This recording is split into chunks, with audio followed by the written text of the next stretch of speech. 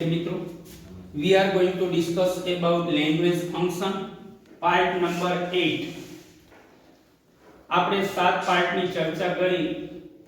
આજે part number 8 expressing contrast ની ચર્ચા કરવા માટે જઈ રહ્યા છીએ.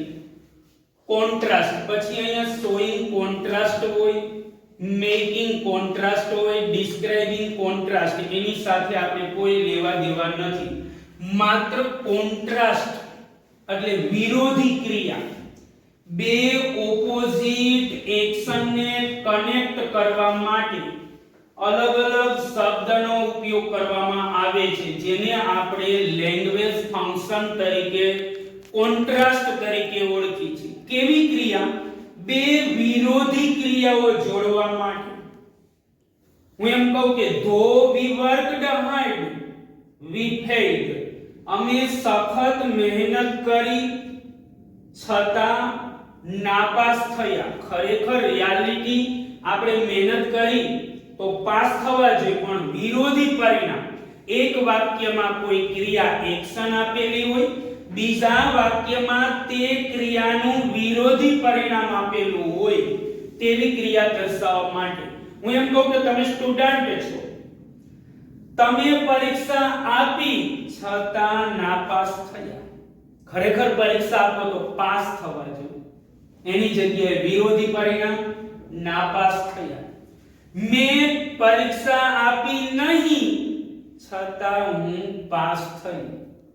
હું એમ કહું કે માયા ઝડપથી દોડી છતાં ટ્રેન ચૂકી ગઈ. હિના ધીમે ધીમે ચાલી છતાં ટ્રેન પકડી શકી. અમે સારું રમ્યા છતાં મેચ હાર્યા. તેઓ ખરાબ રમ્યા છતાં મેચ જીત્યા.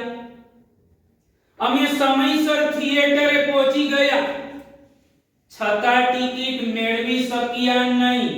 We reached the theater at time, but we didn't અથવા we couldn't get the ticket of લગેરાવ Munnabhai.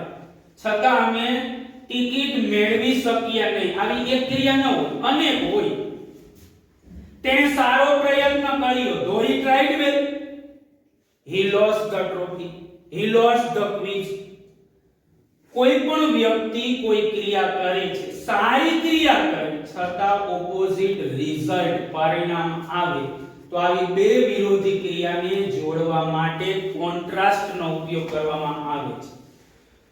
ભૂતકાળમાં કોન્ટ્રાસ્ટમાં 12 શબ્દ આવતા. નેવરધલેસ એક વધારાનો શબ્દ હતો. પણ in the present our educational system ની અંદર આપણે વિચારી તો 11 શબ્દ આવે છે. અલગ અલગ એક સેન્ટેન્સ પેટર્નના આ ચારે શબ્દ સમાન છે, આ ત્રણ સમાન, એક અલગ, અને આ 5 અલગ અલગ વાક્ય રચનાની અંદર આપણે એક વાક્યને 11 રીતે લખી શકીએ છીએ. He is poor but he is happy. તે ગરીબ છે છતાં ખુશ છે. She is rich but she is sad. તેણી સાહુકાર છે છતાં દુખી છે. હું એમ કહું કે he came late, તે મોડો આવ્યો, but the teacher did not punish him. તે મોડો આવ્યો છતાં શિક્ષકે તેને સજા કરી નહીં. ખરેખર મોડા આવે તો પનિશમેન્ટ કરવી જોઈએ, તો એ સાચું પરિણામ આવે કે આપણે એમ કહીએ કે he came late so the teacher punished him. પણ so નથી, કાઉન્સમાં જાય, બરાબર છે, but આપ્યું છે તો આપણે but નો ઉપયોગ કરી શકીએ. હું એમ કહું કે she came in time, તેણી સમયસર આવી. so બરોબર, the teacher did not punish her.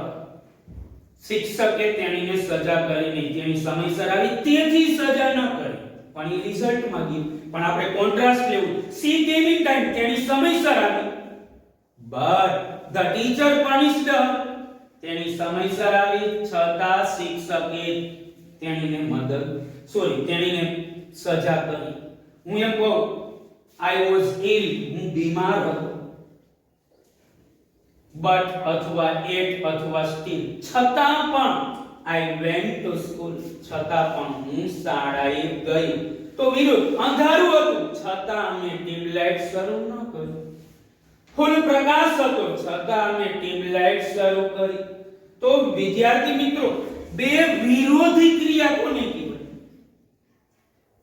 કોઈ પણ ક્રિયા, હું એમ કહું તે આંધળો છે છતાં રોડ ક્રોસ કરી શકે છે, તે અભણ છે છતાં બીજાને છેતરી શકે છે. તો બે વિરોધી ક્રિયાને દર્શાવવા માટે, જોડવા માટે કોન્ટ્રાસ્ટ નો ઉપયોગ કરવામાં આવે છે. જે કોન્ટ્રાસ્ટના સંદર્ભમાં આપણે વિચારી તો છતાં પણ, પરંતુના સંદર્ભમાં કહી શકાય. બીજી વસ્તુ આપણે એમ કીધું બે વિરોધી ક્રિયાને જોડવા માટે. હવે એમાં કયા કયા શબ્દ આવે? આ વાક્યની શરૂઆતમાં બધા શબ્દનું ગુજરાતી છતાં પણ પરંતુ થાય. આમાં થોડું ગુજરાતી આવડવું જોઈએ. ગુજરાતી ન આવડે તો આ ટોપિક અતિ અગત્યનો. સાંભળી લેજો. આ 11 શબ્દ એટલે કોન્ટ્રાસ્ટ થાય ખબર હોવી જોઈએ. You have studied in standard 8 9 10.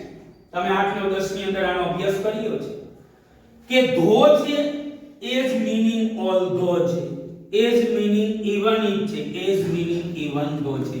ધો, ઓલ્ધો, ઇવન ઇફ, ઇવન ધો વાક્યની શરૂઆતમાં વપરાય. પછી વાક્ય રચના પ્રમાણે કર્તા, ક્રિયાપદ, વિશેષણ જે હોય તે સેન્ટેન્સ પેટર્ન પ્રમાણે લખો. હવે આ જ વાક્ય રચના ધો, ઓલ્ધો, ઇવન ધો, ઇવન ઇફ, કર્તા, ક્રિયાપદ, વિશેષણ, અલ્પ વિરામ, કર્તા, ક્રિયાપદ. પણ એ જ વાક્ય રચના હોય ધો, ઓલ્ધો, ઇવન ધો, ઇવન ઇફ કાઢી નાખતા જે જગ્યાએ અલ્પ વિરામ છે એ જગ્યાએ બટ એટ સ્ટીલ આવે. શું આવે? કા બટ આવે, કા એટ આવે, કા સ્ટીલ નો ઉપયોગ કરવામાં આવે છે. હવે એ જ વસ્તુ છે હાવેવર. આમાં વિશેષણ ચોથા નંબરે આવશે. આમાં વિશેષણ એમ કહી શકાય કે ત્રીજા નંબરે આવશે. આમાં વિશેષણ હાવેવર પછી બીજા નંબરે આવશે. એજ ની અંદર પહેલો શબ્દ વિશેષણ પછી એજ આવશે. અને ઇન સ્પાઇટ ઓફ અને ડિસ્પાઇટ ની વાક્ય રચના થોડી બદલાઈ જશે. કર્તાની સંબંધક વિભક્તિ જેને આપણે પોસેસિવ પ્રોનાઉન તરીકે ઓળખી છે, જ્યારે આપણે સર્વનામની ચર્ચા કરી આઈ મીન માય, એ રીતે ઇન સ્પાઇટ ઓફ પછી માય આવે, અવર આવે, યોર આવે, હિઝ આવે, હર આવે, ઇટ્સ આવે, હિઝ આવે, ધેર આવે. અથવા એપોસ્ટ્રોફી એસ આવે. રવિ તો રવિઝ, રાધા તો રાધાઝ, માયા તો માયાઝ અને વિશેષણનું નાઉન બનાવવું પડે. તો હવે વિદ્યાર્થી મિત્રો આપણે એની ફોર્મ્યુલા જોઈ. ફોર્મ્યુલા સમજી સ્ટેપ બાય સ્ટેપ એક પછી એક. આપણે લઈ સૌ પ્રથમ though, although, even if, even though. Subject to be અથવા વર્બ, વર્બ એટલે મેઇન વર્બ. વિશેષણ અથવા ક્રિયા વિશેષણ. ડોટ ડોટ ડોટ કર્તા ટુ બી અથવા વર્બ. ધો અથવા ઓલ્ધો અથવા ઇવન ધો અથવા ઇવન ઇફ. કર્તા ટુ બી એટલે is are, was, were, shall be, will be, must be, should be. Main ક્રિયાપદ એટલે play, eat, go, read, write. વિશેષણ જો ટુ બી હોય તો વિશેષણ આવે, મુખ્ય ક્રિયાપદ હોય તો ક્રિયા વિશેષણ આવે. નામના અર્થમાં વધારો દર્શાવે તેને વિશેષણ તરીકે ઓળખવામાં આવે છે. કેવો કેવી કેવું વડે પ્રશ્ન પૂછતા આપેલ વાક્યમાંથી આપણને એડજેક્ટિવ મળે છે. કેવો છોકરો, જાડો છોકરો, તગડો છોકરો, ઠીકણો છોકરો, દુબળો છોકરો, બરોબર, હોશિયાર છોકરો, બુદ્ધિશાળી છોકરો, મૂર્ખ, જેવો લઈ કે. પણ કેવો કેવી કેવું વડે પ્રશ્ન પૂછતા આપણને વિશેષણ વાક્યમાંથી મળે. તે વાક્યમાં ટુ બી એક હોય, he is a clever, he is a clever boy. કોઈ પણ હોય, હું એમ કહું સી વોઝ ઇન્ટેલિજન્ટ. પણ ક્રિયા વિશેષણ મુખ્ય ક્રિયાપદ હું એમ કહું કે she sang sweetly, they played well. ક્રિયાના અર્થમાં વધારો દર્શાવે તેને ક્રિયા વિશેષણ કહેવાય. ગાયું, ગાવાની ક્રિયા કેવી રીતે સ્વીટલી, મધુરતાથી ગાય. રમવાની ક્રિયા પ્લેડ, કેવી રીતે સારી રીતે રમ્યું. વર્કડ હાર્ડ, કામ કર્યું પણ કેવું હાર્ડ, સખત કામ કર્યું. તો ક્રિયાના અર્થમાં વધારો દર્શાવે તેને ક્રિયા વિશેષણ કહેવાય.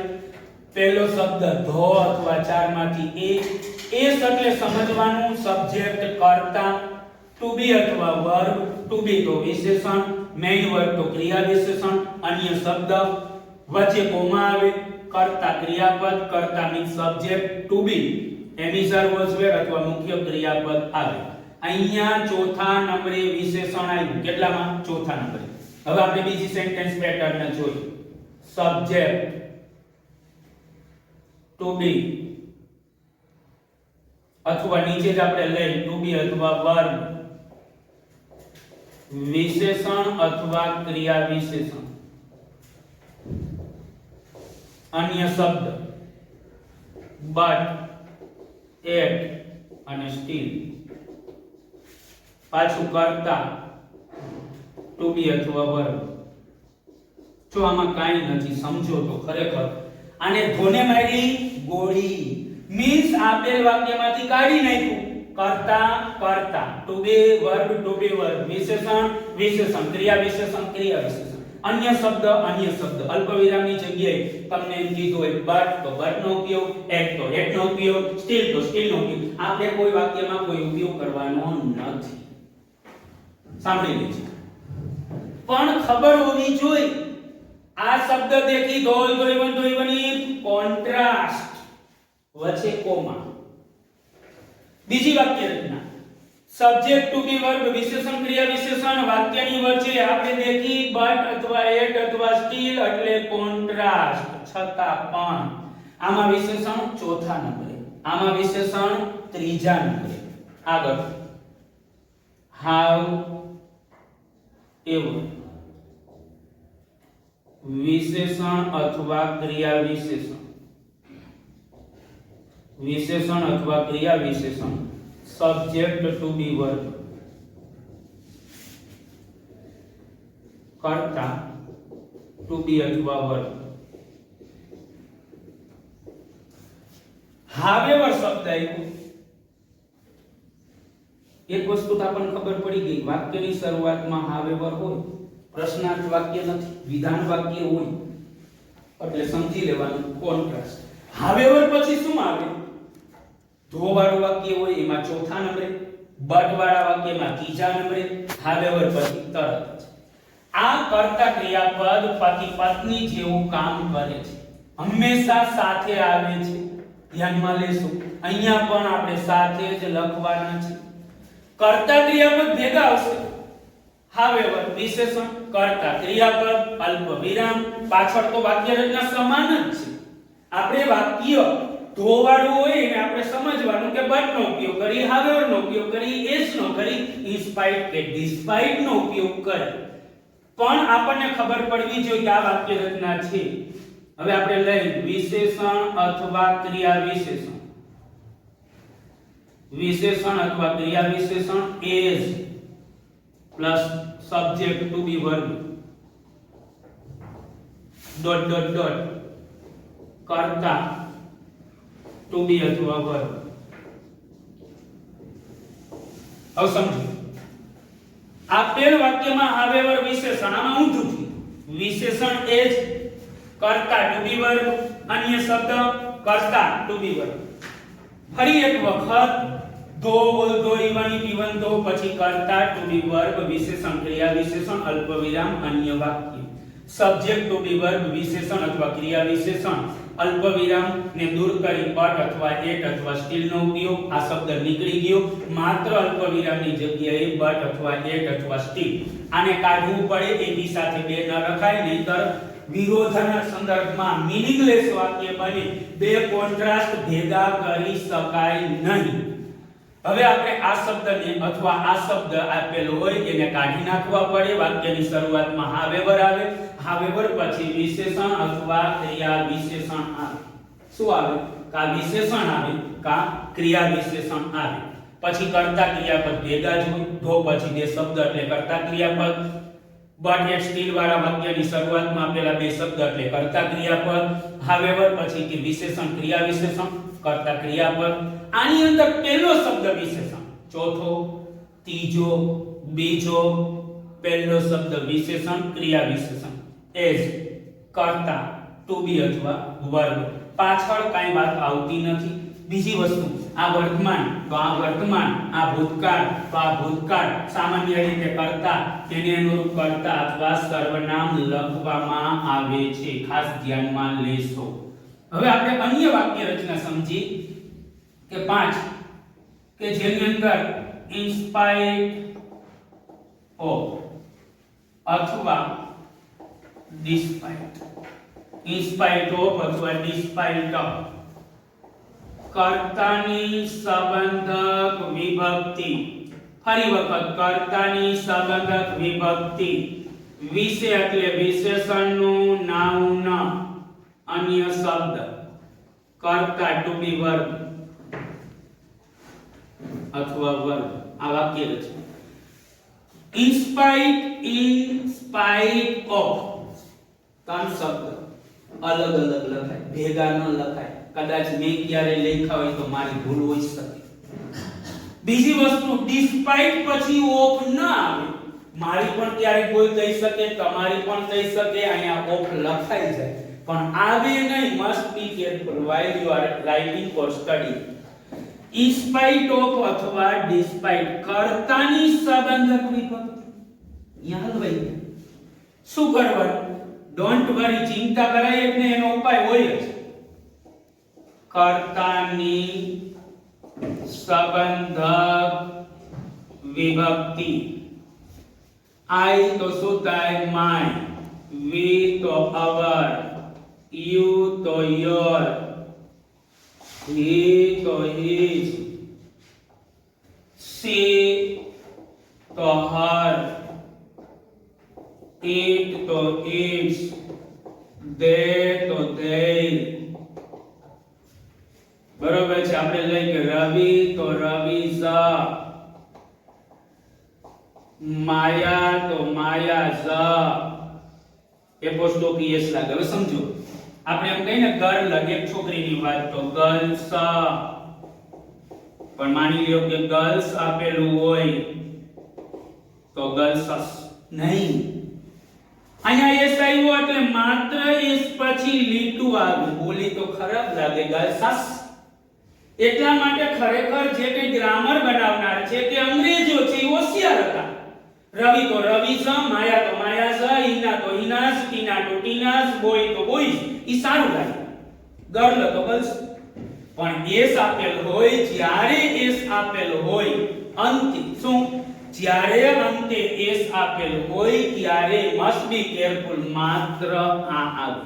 આપણે કહી કે એબીસી ગર્લ સ્કૂલ, સમજવા માટેની વાત છે. એબીસી ગર્લ્સ સ્કૂલ, ખરેખર ગર્લ્સ સ્કૂલ હોય પણ અમુક જગ્યાએ આપણે કોઈના કોઈ સિક્કો હોય સ્કૂલનો, એમાં લખેલું જોયેલું છે એબીસી ગર્લ્સ સ્કૂલ. એટલે મતલબ શું? ખરેખર આવું આવવું જોઈએ. એક છોકરીની થોડી સ્કૂલ હોય, માત્ર એક જ છોકરી ભણતી હોય. ગર્લ્સ પછી એના ઉપર એસ ઉપર લીટું આવવું જોઈએ. મતલબ કે અહીંયા આપણે દૂર કર્યું, આમ આ લીટું આવવું જોઈએ એસ ઉપર. આ એક છોકરીની ન હોય, આ ખોટું છે. ખરેખર આવી રીતે હોય. અહીંયા એસ લખાય નહીં. માત્ર એપોસ્ટ્રોફી એસ ની નિશાની કરવી પડે તો તમને સંબંધક વિભક્તિ સમજાઈ ગઈ. નટુ તો એપોસ્ટ્રોફી એસ, રવિની રવિસ, નટુ તો નટુસ, ગાટુ તો ગાટુસ, ટુનટુન તો ટુનટુન્સ, જંકુ તો જંકુસ. જે હોય તે લખવું પડે.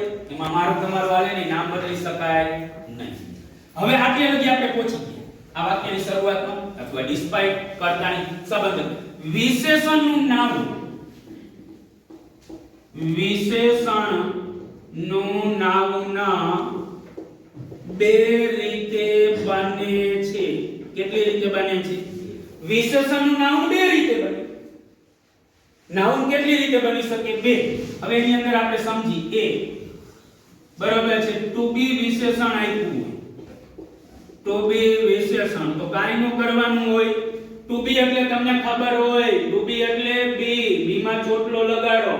ચોટલો એટલે આઈએનજી, શું થઈ જાય? બીઇંગ. તો આપણે ટુ બી ને કાઢતા બીઇંગ પ્લસ વિશેષણ, કામ પતી, પ્રોબ્લેમ સોલ્વ. બીજું, આપેલ વાક્ય હોય એની અંદર આપણે એમ કહી શકીએ કે વર્બ અને ક્રિયા વિશેષણ, વર્બ અને ક્રિયા વિશેષણ. તો આપણે વર્બ હોય એની પાછળ ing લગાડવું પડે. Verb eat eating, read reading, write writing, sing singing. ક્રિયા વિશેષણનું ક્રિયા વિશેષણ નાઉન બનાવવાની વાત છે. અમુક અપવાદરૂપ થાય ill illness, sick sickness, weak weakness, poor poverty. જો તમને આવડતા હોય તો વાત અલગ છે, ન આવડતા હોય તો બેસ્ટ વે છે ટુ બી એટલે ખબર પડે. આપણે ભણાવવાનું જ્યારે શરૂઆત કરી વિદ્યાર્થી મિત્રો ત્યારે to be, what difference between to be and main verb means, what difference between a helping verb and main verb આપણે એની ચર્ચા કરી છે. બરોબર છે. તો to be am is are was but shall be will be કે must B should be આપેલું હોય તો એ ટુ બી છે. મતલબ મૂળ શબ્દ બે છે, બી ને ing લગાડતા being વિશેષણ, આમાં ing લગાડવાનું છે. વર્ક હાર્ડ તો વર્કિંગ હાર્ડ, ટ્રાય વેલ તો ટ્રાઇંગ વેલ. બરોબર. કોઈ પણ હોય આપણે એમ કહીએ કે રેન ફાસ્ટ તો ભૂતકાળ છે પણ મૂળરૂપ કરવાનું. રેન નું મૂળરૂપ રન નું રનિંગ ફાસ્ટ. આ રીતે બને. હવે આપણે એક્ઝામ્પલ જોવાની વાત છે. સમજી એક એક્ઝામ્પલ આપણે એમ કહીએ કે ધો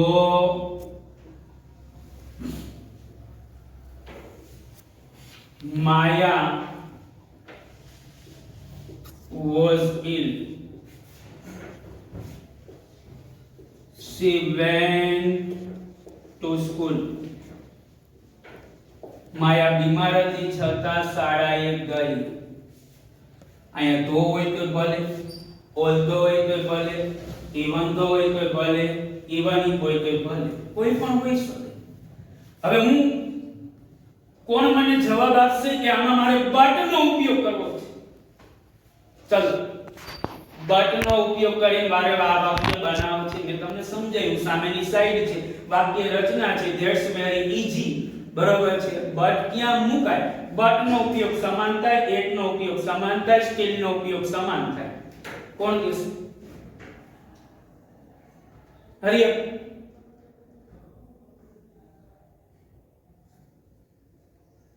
આમાં બટ કઈ જગ્યાએ લખી શકાય નહીં? આ કાઢી નાખી, આ કાઢી નાખ્યું.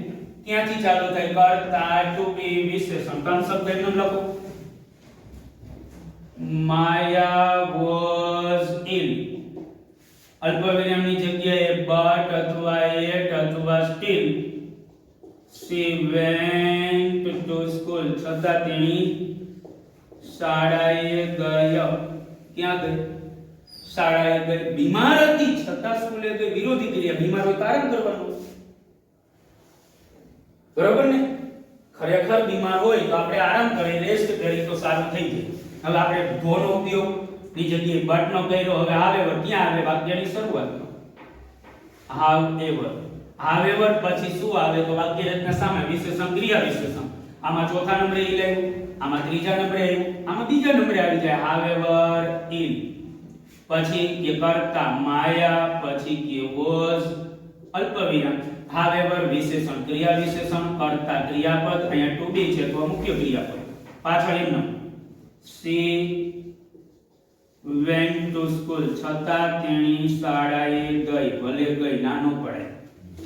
હવે ill, I double L, ill is, કારણ કે આમાં પહેલા નંબર, આમાં ચોથા, આમાં ત્રીજા, આમાં બીજા, આમાં પહેલા નંબર. કાઈ વસ્તુ અઘરી નથી. સેન્ટેન્સ પેટર્ન પ્રમાણે આયલા રહો, ચાલ્યા કરો તો ખબર પડે. કાલે આપણે કીધું હતું મેનર એઝ અને લાઈક, એ ક્યાં હતું? પાછળ હતું વાક્યમાં. બરોબર. એના પછી કર્તા ક્રિયાપદ હતું. અહીંયા તો વિશેષણ પછી ડાયરેક્ટ બીજા જ નંબર. એમાં બીજા નંબરે નહોતું. એમાં કર્તા હતું, ક્રિયાપદ હતું, અન્ય શબ્દ હતા, પછી એ શબ્દ, ત્રીજા ચોથા શબ્દ સિવાય નહોતું આવતું. બરોબર છે. અહીંયા તો ડાયરેક્ટ પેલો વિશેષણ પછી કેસ, એટલે કોન્ટ્રાસ્ટ થાય.